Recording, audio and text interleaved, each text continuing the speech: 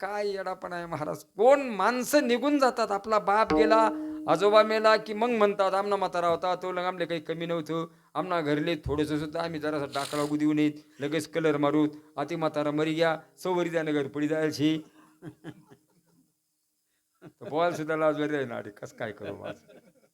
आता ध्यान द्या भगवंताच्या कृपा. म्हणून बाप बाप असतो याची जाणीव ठेवा. घरातले हे जुने लोक आहेत ना, पोरावो सारा सांभाळत राहा. कोणाच्या पुण्याने काय आपल्याला आनंद प्राप्त होतो हे लक्षात घ्या. कोणाचाच तिरस्कार करू नका. हे आपले आईबाप, आपले जवळचे नातेगोत्यातले माणसं असतात ना, गावातले सुद्धा सर्व लोकांना माझी विनंती असते, सर्वांनी एकत्र राहावं, सुखानं राहावं. उद्या महान पर्वणी आहे. इथं मंडपात गर्दी माहिली नाही पाहिजे, इतकी गर्दी जमा झाली पाहिजे. प्रत्येकानं गावात निरोप द्या. सर्वांना हात जोडून तुम्ही जसं मतदाना लोकी काढायला जात ना घर जाई जाई, तसं तुमच्या पाया पडेच मी लागल्यास भजनी मंडळा पण आटे गर्दी जमाडा म्हणे छाती बसायला लागली महाराज. आता ध्यान द्या बघून. हा अजून भाग्य चांगलंय मनोज महाराज की लोक कीर्तनाला ऐकायला येत आहे. अजून 20 वर्षानंतर लोक लय सांगणं पडी या 100 रुपये रोज लिया, पण कीर्तनाला ऐकायला येत जा. हाय कीर्तन करण्यात त्यातले पैसा देणं पडतील, तेव्हा तुला काही येत जातील. म्हणून विनंती आहे, आपण एका धर्मातली माणसं आहोत, एका जातीतली माणसं आहोत, एका कुळातली माणसं आहोत.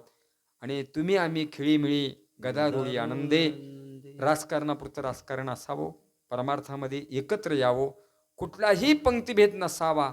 आपण नुसता पैसा फेक देतच, तुमनं काही बी करा मी चाललो. हा हे पैसा जर काही अरे ऐकायला ते लोक यायला पाहिजे नाही. चांगला बाबा बोला. अरे तो 7,000 रुपये लिजे पण 8-7 लोक पाहिजे का काऊ.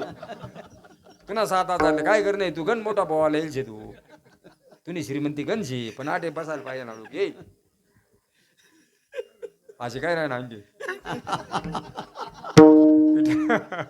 विठ्ठल विठ्ठल.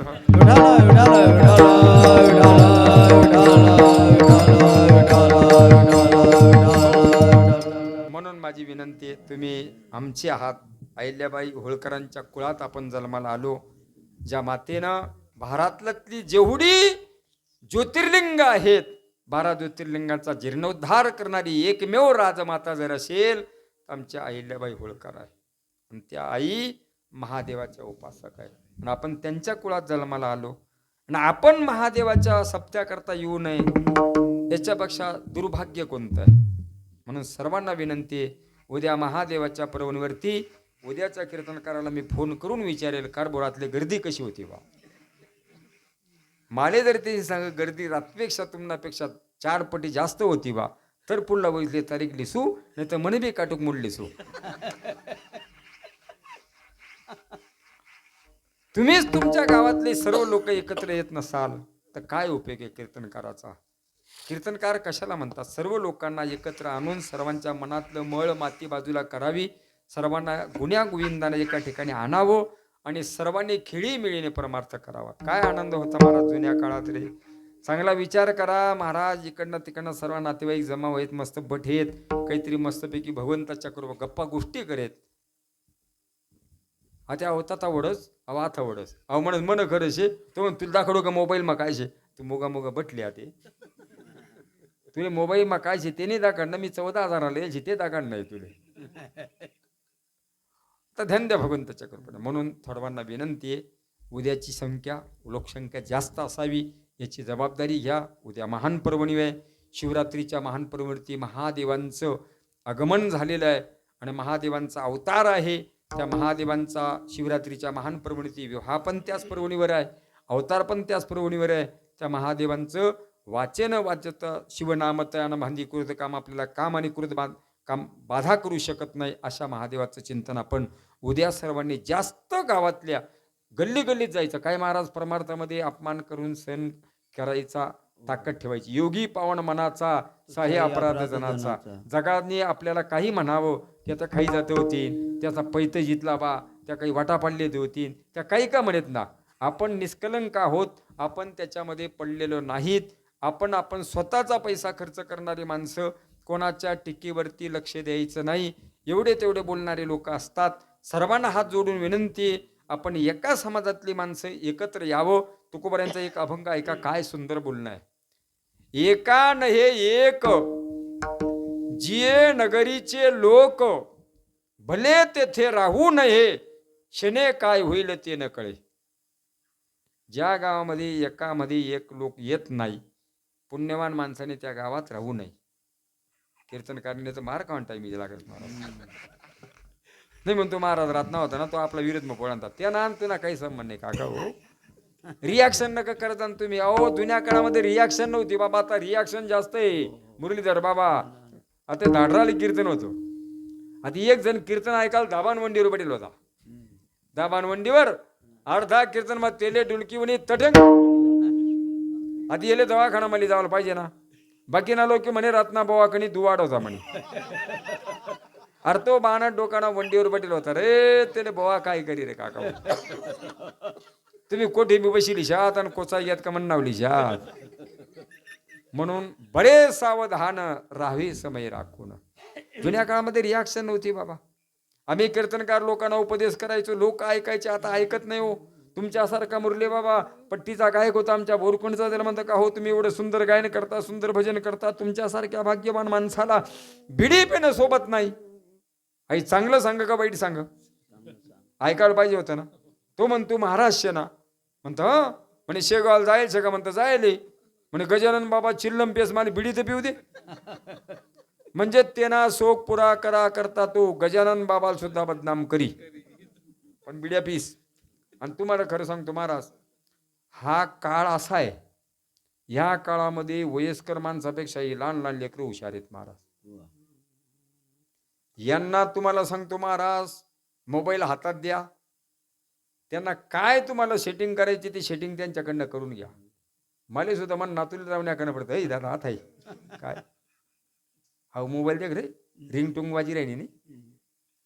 तो सांगतो लया काय कीर्तन करत असतो मी, डोकं चालत नाही तुम्ही. आता त्यांचं बरोबर आहे. देवानं तसं कामच तसं केलेलं आहे. कोठे काही एक आहे एक नाही. आता परवाच्या दिवशी घोडेगाव चौकीला कीर्तन होतं महाराज. हे पोरं इतकी विद्वान झाले महाराज. आता ज्याने तारीख दिली ते म्हातारा गेला हरिपाठाला आणि मोबाईल लावला चार्जिंगला. चैत्राम बाबा काही लोक तारीख दी देतच आणि फोन करत नाही. का बरं करत नाही. तो जर नाही होणार तर मी उभा राहायचा सुभा. अरे तुलेच उभा राहतो तर मग पहिलेच तारीख देता नाही काका. आता नेमकं मी तळमळ करत होतो, फोन येत नाही. मी फोन केला. आता ते म्हातारा गेला हरिपाठाला, फोन लावला चार्जिंगला, नातवानं उचलला. म्हणता आलो. तो म्हणे आलो. म्हणता कोण बोलतय. तो म्हणे नातू. म्हणतो कोणाचा. तो म्हणे बाबाचा. म्हणतो फोन कुठे लागला. तो म्हणे कानाला. म्हणतो तू कुठून बोलतोय. तो म्हणे तोंडातूनच. आता काय डोकं चालवू शकत आपलं. आणि मनोज महाराज हे पोरं लई विद्वान झाले महाराज. आणि कोणाचं डोकं कधी काय चाललं महाराज हे कीर्तनकाराला सांगता येत नाही बरं महाराज. एक दृष्टांत आठवलं मुरलीधर बाबा. जुन्या काळामध्ये मंत्री लोकांकडे आंबेशटर कार असायची 94-95च्या अगोदरची. आता आंबेशटर कार एका मंत्र्याची मुंबईला चालली होती. मुंबईला जात असताना ठाण्याचं जे मेंटल हॉस्पिटल आहे ना, तिथं मंत्र्याच्या गाडीचं एक चाक निघालं, ते ब्रासमध्ये गेलं. गाडी जागेवर आपटली गेली. गाडी थांबली. ड्रायव्हरला धक्का नाही, मंत्र्याला धक्का नाही. दोघं खाली उतरले. अरे गाडीचं चाक कसं निघालं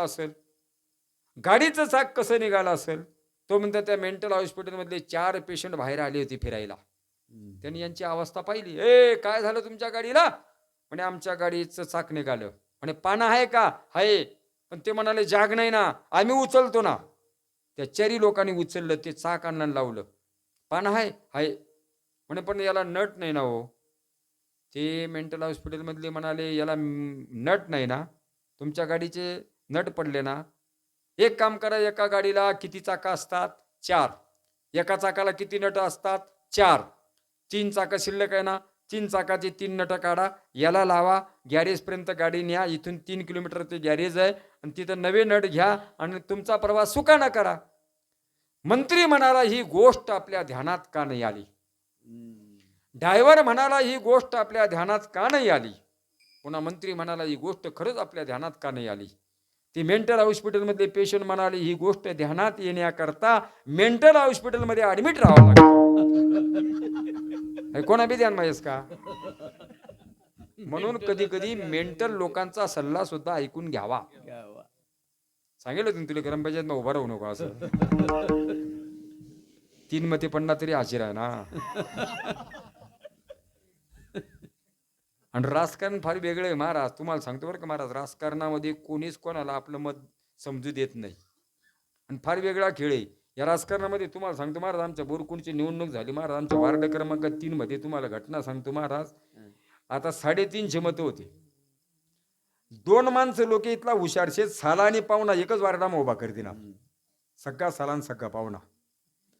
आता पाहुणाना घर भगवंताच्या कृपा आशीर्वादानं 7 मते होतात, त्याला सहज मते पडणार. ती बैलले सुद्धा फोटा गेलो होते त्याची. असं राजकारण आहे. त्याच्यामुळे भगवंताच्या कृपेने आपला तो विषय नाही. आपण थोडं बारकाईने आपल्याकडे ध्यान द्या. महादेव पार्वती 3ऱ्या दिवशी पुन्हा मुळी तोडणारा रस्त्यावरती आला, मुळी तोडतोय. लक्ष्मी मातेने महादेवाला सांगितलं, देवा शेवटचा प्रयत्न करायचा आणि याचा नान सोडायचा. इजा बिजा आणि तिजा. म्हणून बघ आता याला हार कळाला नाही नवरत्नाचा, हिरा कळाला नाही, सोनं सर्वांना कळतं. जरी भाव जास्त झाला तरी कळतं सोनं. याला सोनं म्हणतात बा. आता सोन्याच्या मुद्रिका घेतल्या आणि त्या रस्त्यावर टाकल्या. त्यानं ज्या रस्त्यानं जिथं मुद्रिका टाकल्या होत्या तिथं त्या मुद्रिका त्याला बघायला मिळाला. त्याने ते उचलल्या. आज कुठं पाणी प्यायचं नाही, जेवणही करायचं नाही. उचलल्या सोन्याच्या मुद्रिका, मोळी घेतली. धाव धाव धाव धाव धाव. नदीवर पाणी थांबला नाही, काही नाही.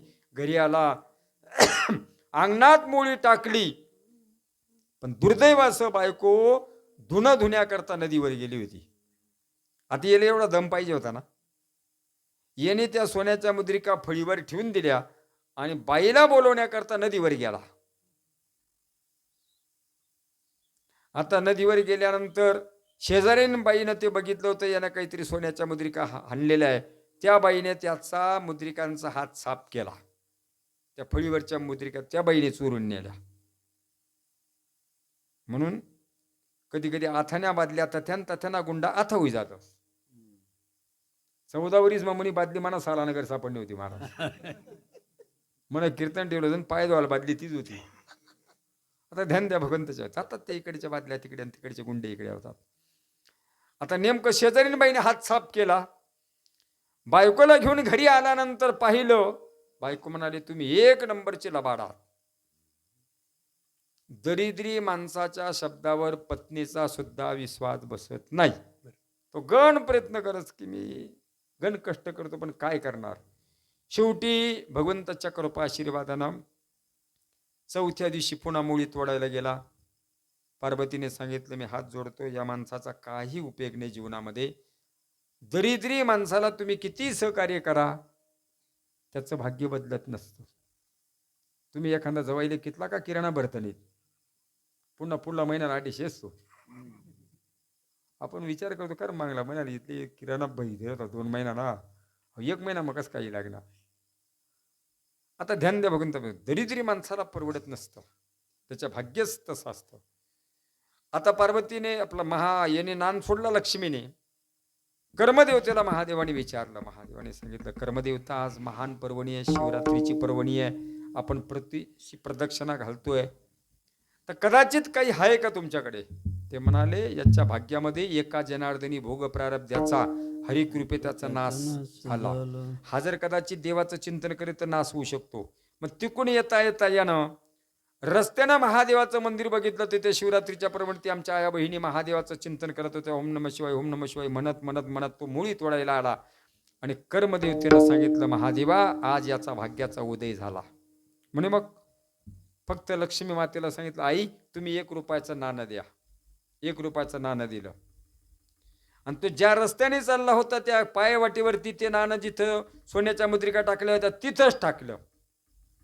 आता हा निघाला मोळी घेऊन. ज्याला जडे जी वस्तू सापडेल ना तडे मुद्दाम ध्यान द्यास.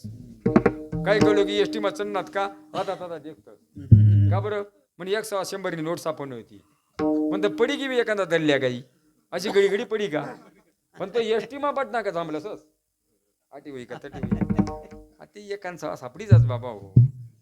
आता नेमकं त्याचं लक्ष तिथं गेलं त्याने 1 रुपयाचं नाणं उचललं आणि इथं लावलं उजळले भाग्य आता उगी चिंता वारली सद्बुद्धी निर्माण झाली. त्याने विचार केला आपल्याला धंदा करायचा आहे.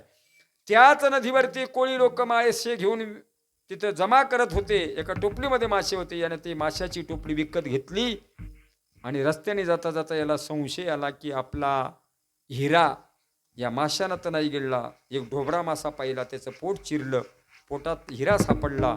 माशाचा त्याग केला आणि तिथून मंत्र सुरू केला की आता आपला महादेवाय ओम नमः शिवाय ओम नमः शिवाय. एका झाडावरती त्याच्या लक्षात आलं पांगुटी आपली कुठेच अडकलेली नसेल. बाबळाच्या झाडावरती पांगुटी दिसली. तिथे गेला ती पांगुटी पाहिली तिचे 9 रत्नाचा हार सापडला आणि तिथून मंत्र सुरू केला. सापडली काय पांगुटी सापडली घरापर्यंत येणार. तो म्हणतो शेजारीन बाईच्या लक्षात आलं की हा चोऱ्या करतो सोनं नाणं घेऊन येतो. याचं आणि तिचं लक्ष एकामेकाकडे दृष्टीपात झाला आणि याच्या शब्दात तोंडातून बाहेर पडला सापडली. ती बाई म्हणे ओ तात्या तुला सोन्याना मुद्रिका मी वापस देस पण कोणले सांगू नको. हे कधी घडतं? धर्म अर्थ काम मोक्ष शिव देखता प्रत्यक्ष हेच वर्णन अभंगाच्या 3ऱ्या चरणात. ओ धर्म अर्थ काम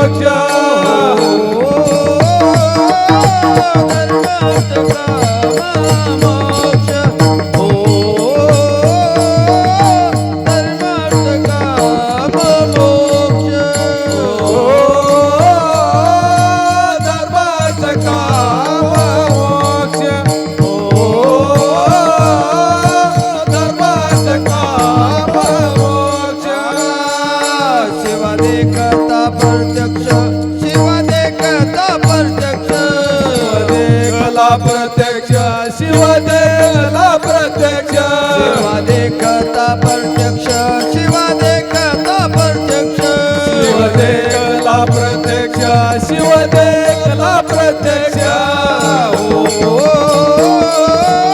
वाचवता जीवनाम ओ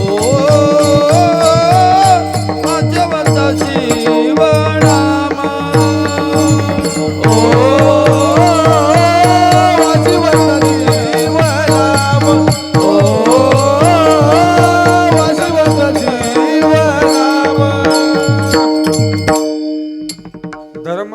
काम मोक्ष शिवदेकता प्रत्यक्ष म्हणून वाचे वदता शिवनामतानं म्हंदी कृत काम. 3 चरणांचा भावार्थ झाल्यानंतर सर्वांनी हातानं टाळीन मुखानं त्या भगवंताचं भजन करूया.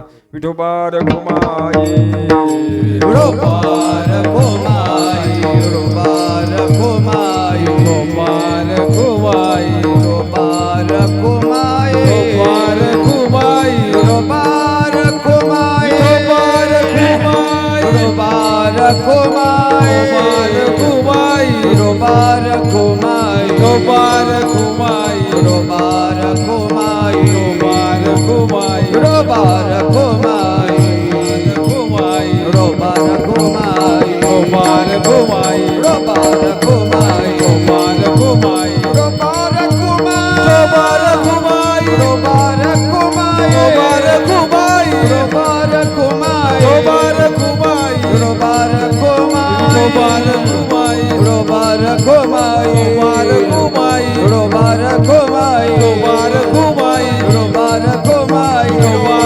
विठोबार घुमाई गोपाल घुमाई विठोबार घुमाई गोपाल घुमाई विठोबार घुमाई गोपाल घुमाई विठोबार घुमाई ओ 3 चरणांचा भावार्थ त्या ठिकाणी पूर्ण झालेला आहे. 1 चरण आपलं शेवटचं बाकी आहे. एका जनार्दनी शिव निवारी कैकळ्यांचा भेव आपला वेळ जवळजवळ संपण्यात आलेला आहे. कारण वारकरी संप्रदायाच्या परंपरेनुसार भगवान महादेवांच्या कृपेनं सर्वांना पुन्हा विनंती, आपले सामाजिक कार्यकर्ते ज्यांनी यजमानांची आपच्या अन्नदानाची सेवा घेतली होती त्याने मला फोन करून सांगितलं, बाबा तुम्ही आमच्याकडे भोजनाकरता या. मी त्यांना सांगितलं, महाराजजी मी माझा नियम आहे कीर्तनाचा, सुरुवातीपासून माझ्याकडनं संकल्प केला गेला, मी ब्राह्मणाचं जरी घर असलं तरी पाणी घेत नाही, जेवणही करत नाही. याच्याकरता तुम्हाला माझी विनंती आहे, तुम्हाला जर कधी भगवंताच्या कृपेने एवढी मोठी आस्था असेल, प्रेम असेल, तर सप्ताह संपल्यानंतर जेव्हा मला तुम्हाला एखाद दिवशी मी इकडे फिरताना येईल किंवा मला वेळ नसेल त्यावेळेस मी स्पेशल भगवंताच्या कृपेने तुमच्याकडे भोजना करता येईल. पण आता कीर्तनाचा नियम माझा तोडू नका. कीर्तनाला की मी तिथं काही भोजन करत नाही. कधीतरी येईल तेव्हा भगवंताच्या कृपेने काही लग्न समारंभ काही कार्य असेल तेव्हा आपण त्या भोजनाचा आनंद घेऊ. पण या ठिकाणी भगवंताच्या कृपेने अभंग एकनाथ महाराजांचा घेतला गेला. शिवभोळा चक्रवर्ती त्यांचे पाय माझी शिती वाजेवत शिवनामतान म्हणती कृतकाम धर्मार्थ काम मोक्ष शिवदेगिता प्रत्यक्ष. एकनाथ महाराज सांगतात, हा भगवंताला जर प्रत्यक्ष बघितलं तर भगवंताच्या कृपेने एका जनार्दनी शिव निवारी कळीकाळांचा भेव. हा भगवंत आपल्या कळीकाळाचा भेव निवारण करतो. असंच अभंगाच्या शेवटच्या चरणातलं बोलणं आहे. एका जनार्दनी शिव, एका जनार्दनी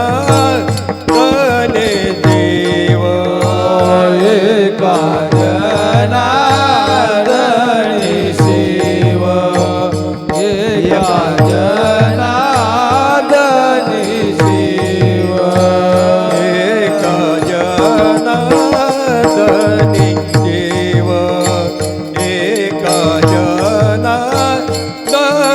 शिव, एका जनार्दनी शिव, एका जनार्दनी शिव, निवारी काळिका राता भेव, निवारी काळिका राता भेव, वाके वदता जीवनाम, वाके वदता जीवनाम, निवारी कैकाळाचा भेव, निवारी कैकाळाचा भेव,